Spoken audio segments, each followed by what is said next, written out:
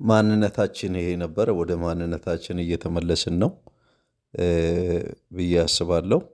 ወንድማችን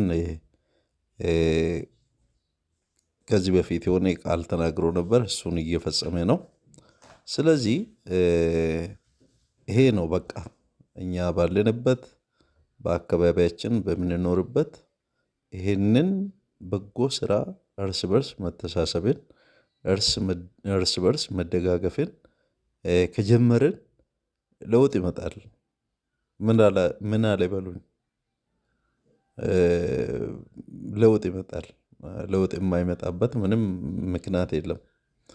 ደግሞ እኮ ቅዱስ መጽሐፍ እኮ ለድሃ የሚራራ ወይ ደግሞ ለድሃ የሚሰጥ እሱ ለእግዚአብሔር ያበድራል ነው የሚለው። ከዚህ በፊት ብያቸዋለሁ። ምሳሌ መጽሐፍ ላይ እንጀራን በውኃ ላይ ጣለው ከብዙ ቀን በኋላ ታገኘዋለህ ይላል። እና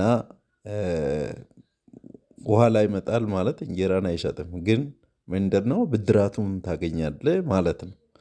ስለዚህ መተሳሰቡ ቀጥለዋል። እናመሰግናለን በጣም